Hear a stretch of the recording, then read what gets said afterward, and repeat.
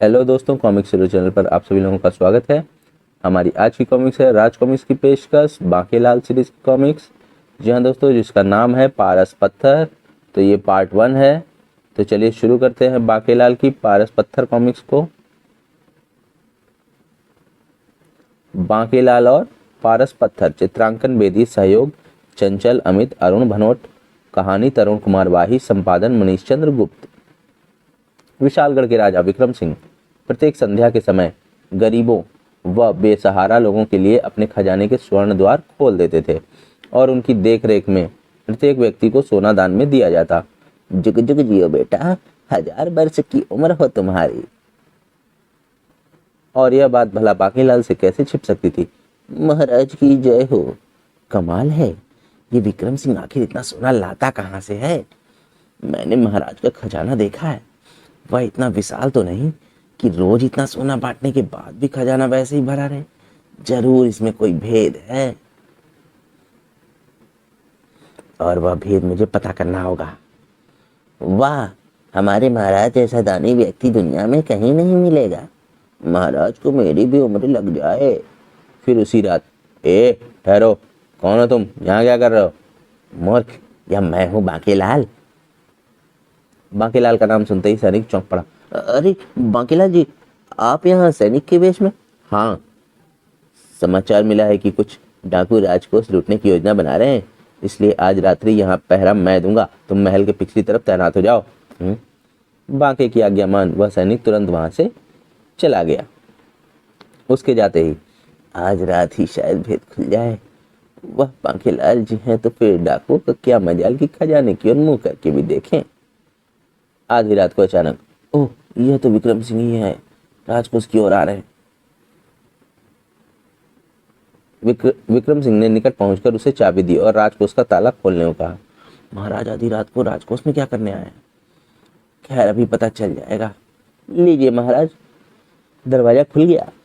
शाबाश, अब बाहर से रोज की तरह ताला लगा दो और जब भीतर से हम द्वार खोलने को ना कहें, द्वार ना खोलना।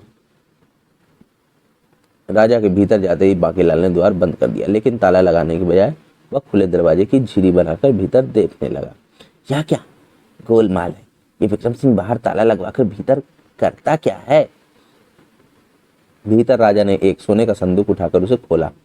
निकल मेरे जादुई पत्थर और शुरू कर अपना काम। राजा विक्रम सिंह पत्थर में हाथ में लेकर एक तरफ रखी विभिन्न धातुओं की वस्तुओं के निकट जा पहुंचा। लोहा, पीतल, कांच से ताबा सब इस पत्थर के छुआते सोना बन जाएंगे। राजा ने पत्थर उन वस्तुओं से छुआ दिया। दूसरे पल, वाह, इस पारस पत्थर के रहते मेरे राज्य में कोई निर्धन नहीं रह सकता। और यह चमत्कार देख बांकेलाल प्रसन्नता से उछल पड़ा। अरे वाह, पारस पत्थर, यह तो मेरे पास होना चाहिए। मैं आज ही इसे प्राप्त करके रहूंगा, लेकिन तुरंत ही एक चाबी का इंतजाम करना होगा। कुछ ही देर बाद भीतर से द्वार खटखटाया गया और बांकेलाल ने ताला खोलने की खटपट करते हुए द्वार खोल दिया। ताला लगाकर चाबी हमें दे दो। बांके ने चुपचाप ताला लगा दिया। ताला लगाने के बाद, ये लीजिए महाराज चाबी, और यह तुम्हारा इनाम। राजा विक्रम सिंह के जाने के बाद, महाराज असली चाबी तो ये रही मेरे पास। अब वह पारस पत्थर प्राप्त करना मेरे लिए मुश्किल नहीं होगा। उसी रात बांकेलाल ने असली पारस पत्थर निकालकर उसकी जगह वैसा ही नकली पत्थर रख दिया और अब इस पत्थर के साथ मुझे फरार हो जाना है। और फिर सैनिक डाकुओं का खतरा टल गया है, तुम पहरे पर लौट जाओ। जो आज्ञा बांकेलाल जी। इसके बाद बांकेलाल पत्थर को संभालकर अपने पास रखने के पश्चात निकट के ही एक गांव भीमापुर की ओर चल पड़ा। अब इस अनमोल पत्थर की मदद से मैं किसी देश का राजा बन सकता हूँ, लेकिन फिलहाल रात गुजारने के लिए मुझे इसी घर में शरण लेनी चाहिए। यह विचार कर उसने मकान का दरवाजा खटखटाया। अरे भाई, कोई है?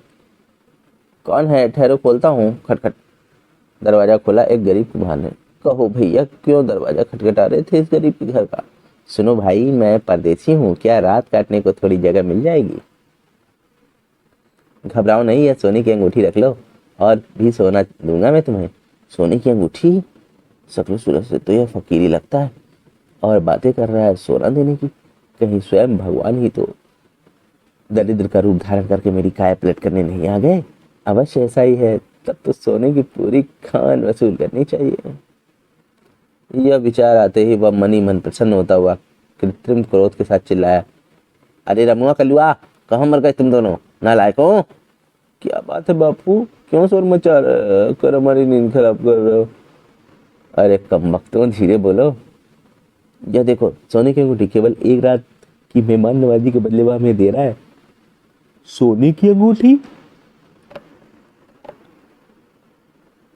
उसके पास और भी सोना है। अगर वह सारा सोना हमें मिल जाए तो हमारे दिन फिर जाएंगे मूर्खों। यह सुनते ही कुम्हार के दोनों पुत्र बांकेलाल की ओर लपकते हुए बोले, अरे भाई, बाहर क्यों खड़े हो, भीतर आओ ना। क्या नाम है तुम्हारा? बांकेलाल। बांकेलाल जी, आप जितने दिन चाहे यहाँ रह सकते हैं। नहीं, मुझे तो केवल एक ही दिन रहना, रात रुकना है यहाँ। अब जैसी आपकी इच्छा। तीनों उसकी सेवा में लग गए। बांकेलाल जी, हम आपको पकवान तो खिला नहीं सकते, पीतल के बर्तनों में परोसा है, रूखा सूखा ही ग्रहण करे। पीतल के बर्तन? क्यों ना इन्हें सोने के बर्तनों में बदल दूं। दूसरे ही पल बांकेलाल ने बर्तनों को पत्थर से छुआ दिया। सोने में बदल जाओ। और देखते ही देखते सभी बर्तन सोने में बदल गए। यह चमत्कार देखकर कुम्हार और उनके दोनों बेटे चमत्कृत हो उठे। पीतल से छुआते ही सोना बन गया। यह काला पत्थर तो बड़ा चमत्कारी लगता है। हाँ, यह कमाल इस पारस पत्थर का है। भोजन इत्यादि से निपट कर बांकेलाल सो गया। खुर्र खुर्र। आधी रात को अचानक बांकेलाल की नींद खुल गई। यह खुसर फुसर की आवाजें कहाँ से आ रही हैं? कहीं बाहर चोर तो नहीं है? बांकेलाल खिड़की से झांक कर देखा। अरे, ये तो कुम्हार और उसके दोनों बेटे रमुआ और कलुआ हैं। आधी रात को ये क्या कर रहे हैं? कुम्हार के हाथ में गंडासा भी है। बांकेलाल उनकी आवाजें सुनने लगा। बेटे रमुआ, अगर वह कीमती पत्थर हमारे हाथ लग जाए तो हमारी सारी गरीबी एक ही झटके में उड़न छू हो जाए। बापू ठीक कह रहे हैं कलुआ, वह पारस पत्थर हमारी पास होना चाहिए। तब तो एक ही उपाय है, बांकेलाल को खत्म करके पत्थर हथिया लेना चाहिए। ऐसा ही करो, लेकिन सारा काम सावधानी से होना चाहिए। फिक्र मत करो, बांकेलाल सो रहा है, मैं एक ही झटके में जाकर उसकी गर्दन कलम कर दूंगा। यह सुनते ही बांकेलाल की सिट्टी पिट्टी गुम हो गई। अरे बाप रे, ये तो पूरी शैतान है, कम वक्त मेरी जान लेना चाहते हैं। आओ चलें भीतर। दरवाजा खुलने का स्वर सुनते ही बांकेलाल के होश खराब हो गए। फिर जब कुछ और ना सूझा तो, अगर इनकी नजर मुझ पर पड़ गई तो खेल खत्म समझो। वारा, चुपचाप गर्दन धड़ से अलग कर दो। बापू ने आगे बढ़कर गंडासे का भरपूर वार बांकी गर्दन पर किया। धड़ाक। और उस भयानक दृश्य को देखकर बांकेलाल कांप उठा। हे भगवान, अगर समय पर मेरी नींद ना टूट जाती तो मेरी गर्दन धड़ से अलग हो जाती। इस ख्याल मात्र से ही बांकेलाल बुरी तरह चीख उठा। नहीं। अरे, यह कौन चीखा? बांकेलाल, बांकेलाल तो वह रहा। क्या? अरे बाप रे बाप, भागो, पकड़ो, जाने ना पाए। वह रहा उधर, पकड़ो उसे मूर्खों, अगर वह निकल गया तो सोने की खान भी हाथ से गई समझो। दोनों भूत की तरह उसके पीछे लगे हुए थे। ये भगवान, कर बुरा, कर भला हो बुरा। ओह, कमबख्त जोक के समान चिपक गए। और बाकी जान बचाने के लिए एक बेल के सहारे ऊपर चढ़ता चला गया। थोड़ी देर पहले उसी घर के एक कक्ष में, प्रिय चंदा, वह दिन कब आएगा जब मैं तुम्हें अपनी दुल्हन के रूप में देखूंगा? शायद कभी नहीं। ऐसा मत कहो। चंदा उदास स्वर में बोली, जब तक मेरी बड़ी बहन का विवाह नहीं हो जाता मैं विवाह कैसे कर सकती हूँ? और तुम तो जानते ही हो कि मेरी बहन कानी कुबड़ी व लंगड़ी है। अनेक रिश्ते आए मगर उसे कौन पसंद करता? फिर तो ना जाने हमें और कितना इंतजार करना। तभी कोई आहट सुनकर दोनों चौंक पड़े। चंदा जल्दी से बोली, लगता है कोई इधर ही आ रहा है, तुम जल्दी से भाग जाओ। ओह, मैं फिर आऊंगा प्रिय। उधर वो निकला। इधर घबराते हुए बांकेलाल ने भीतर प्रवेश किया। उफ, वे लोग यहाँ भी आ पहुंचे हैं। बांकेलाल को चोरों की तरफ भीतर घुसते देख चंदा चिल्लाई, कौन हो तुम? ओह, मुझे बचा लो, दो बदमाश मेरी जान लेना चाहते हैं, इधर ही आ रहे हैं और शायद उन्होंने मुझे भीतर घुसते हुए भी देख लिया है। ओह, कुछ सोचते हुए चंदा कपड़ों की एक गठरी बांकेलाल को देती हुई बोली, लो जल्दी से ये कपड़े पहन लो। तभी द्वार पर दस्तक हुई। चंदा ने आगे बढ़कर द्वार खोला। कौन हो तुम? हमें एक चोर की तलाश है जिसे हमने इधर ही आते देखा है। कहीं वो आपके कक्ष में तो नहीं आ छुपा? नहीं, यहाँ कोई चोर नहीं आया, उसे कहीं और जाकर ढूंढो। यह कौन है? मेरी बहन। ओह। रमुआ कलुआ वहां से चले गए। उनके जाने के बाद, तुम बहुत नेक दिल लड़की हो, अगर मैं तुम्हारे किसी काम आ सकूं तो यह मेरा सौभाग्य होगा। ओह, क्या तुम सच कह रहे हो? कुछ सोचते हुए चंदा का चेहरा खिल उठा। बिल्कुल सच, आजमा कर देख लो, तुम जो कहोगी मैं करूंगा। तो फिर तुम्हें मेरी बड़ी बहन से विवाह करना होगा। विवाह? लेकिन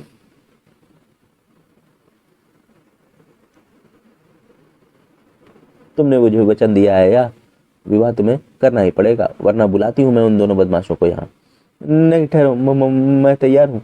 यह सुनते ही चंदा प्रसन्नता से नाच उठी, फिर बोली, तुम यही ठहरो, मैं यह खुशखबरी अपने बापू को सुनाकर आती हूँ। चंदा के जाने चंदा के जाने के बाद बांकेलाल ने कपड़े बदलकर छज्जे से नीचे जाकर, बाप रे, ये दोनों यमदूत तो अभी भी यहीं घूम रहे हैं, बाहर निकलते ही घेर लेंगे। हे भगवान, ये किस मुसीबत में फंस गया हूँ मैं। कुछ ही देर बाद चंदा लौट आई। विवाह की तैयारियां आरंभ कर दी गई हैं और तुम्हें दूल्हा बनाने का काम हमारे ये चारों आदमी कर लेंगे। चंदा चली गई। चारों पहलवानों से दूल्हा बनाने लगे। चलो, अब ये अपने फटे पुराने कपड़े उतार कर नए कपड़े पहन लो। अरे यह क्या करते हो? बड़ी मुश्किल से तो कुबड़ी को किसी ने पसंद किया है, कहानी को तो नई आंख मिल गई, लंगड़ी को अब बैसाखी की जरूरत नहीं पड़ेगी। कुबड़ी, कानी, लंगड़ी, ये तुम क्या कह रहे हो? लो सुन लो, जैसे तुम्हें पता ही नहीं कि तुम्हारी होने वाली दुल्हन में ये सभी गुण विद्यमान है। क्या? तो क्या मेरा विवाह कुबड़ी, कानी और लंगड़ी कन्या से होने जा रहा है? उधर विवाह की तैयारियां जोरों शोरों से चल रही थी। जल्दी करो, आज रात ही डोली भी विदा करनी है। अरे मूर्ख, खड़ा क्यों है? मंडप से आ जाके। जी सरकार। चंदा अपने हाथों में दुल्हन को तैयार कर रही थी। मेरी बहन, आखिर तेरा दुल्हा हमने ढूंढ ही लिया और अब मेरा विवाह भी शीघ्र ही हो जाएगा। उधर बांकीलाल का सोच सोच कर बुरा हाल था। वो अचानक लड़की चंदा मुझे अपने शब्दों के जाल में फंसा गई। अगर ये विवाह हो गया तो मैं मुफ्त में मारा जाऊंगा। बहू, मुझे यहाँ से भाग निकलना चाहिए। अगर वह लाठी मेरे हाथ लग जाए, हमारा काम तो खत्म हो गया। अब जल तंबाकू की एक पंक्ति लगा लूं। और बांकीलाल एकाएक ही लाठी पर झपटा। जय बजरंग बली, तोड़ दुश्मन की नली, तड़ाक। हाय, मर गया रे। दोस्तों, हमारा बांकीलाल और पारस पत्थर का पार्ट 1 यहीं पर समाप्त होता है और अब हम मिलते हैं इसके पार्ट 2 में, जिसका लिंक आपको इसके डिस्क्रिप्शन में मिल जाएगा। आप इसे वहां पर खोलकर पढ़ सकते हैं। आपको ये कॉमिक्स कैसी लगी हमें कमेंट सेक्शन में ज़रूर बताएं और हमारे कॉमिक्स को रेटिंग देना ना भूलें और सब्सक्राइब भी ज़रूर करें। मिलते हैं अब अगली कॉमिक्स में। धन्यवाद।